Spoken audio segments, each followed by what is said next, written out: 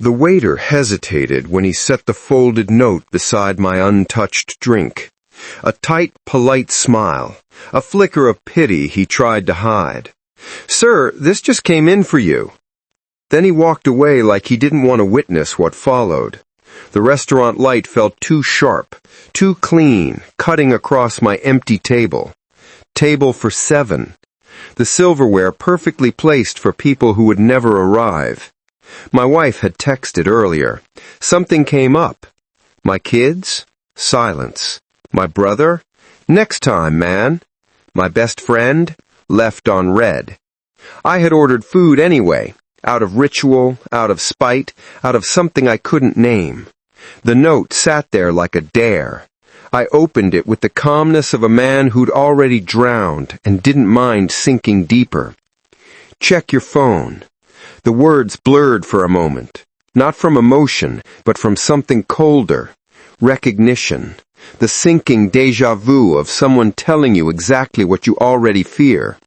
My phone vibrated before I could touch it. A text from her father. "I just got an alert from the Trust's law firm.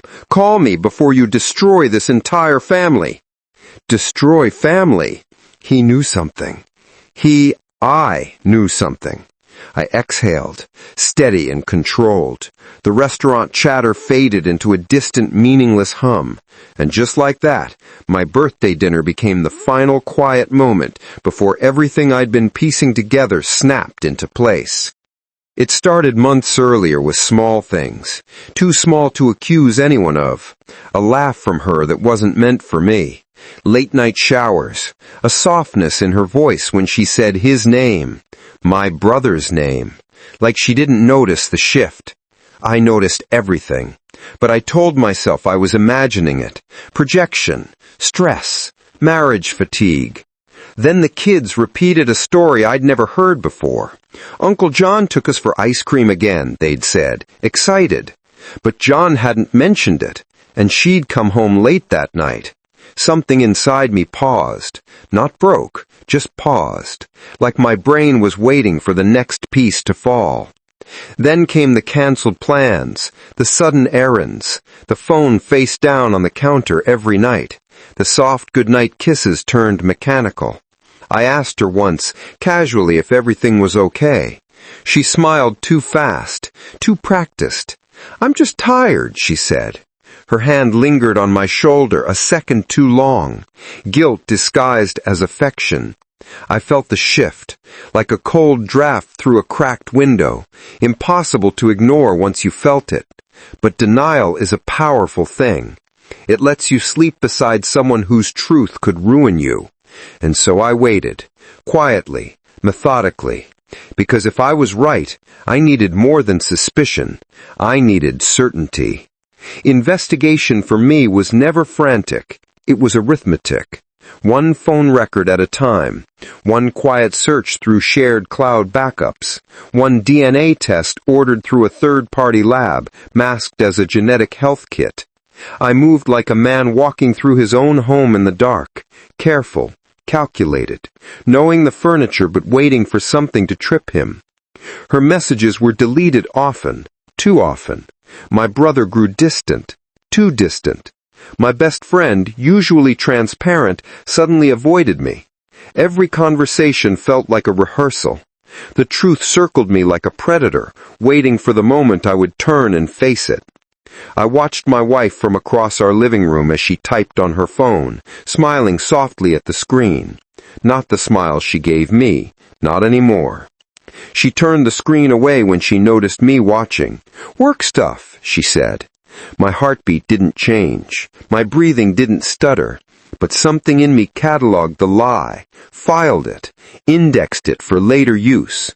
Then came the trust account anomaly. A flagged beneficiary change. Her father's panicked voicemail the night after she stayed out with coworkers. Pieces aligning. Their timing sloppy.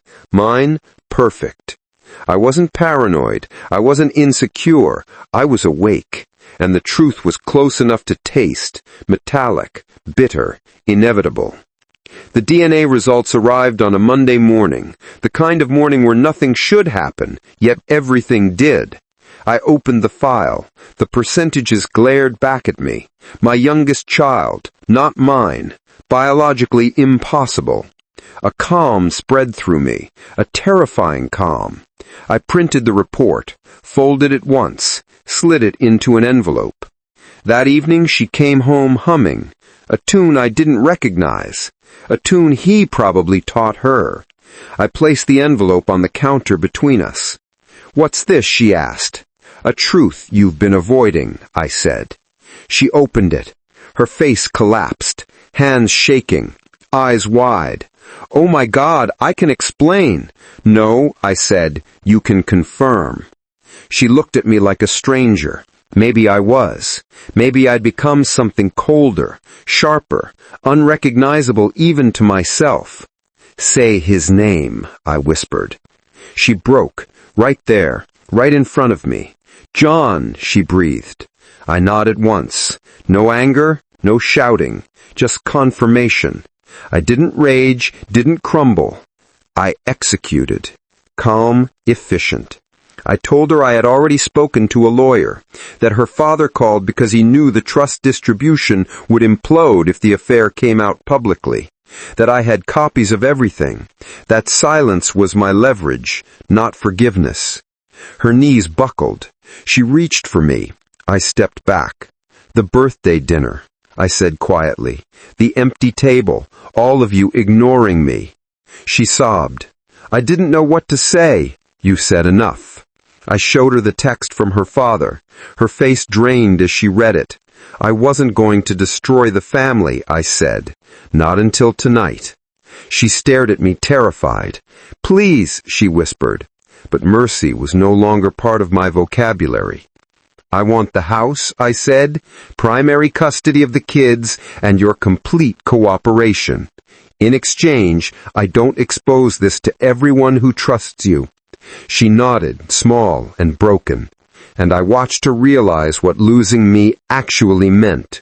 Not a man, a shield, and now the shield was gone. I left the house that night without slamming a door. Quiet exit, quiet victory.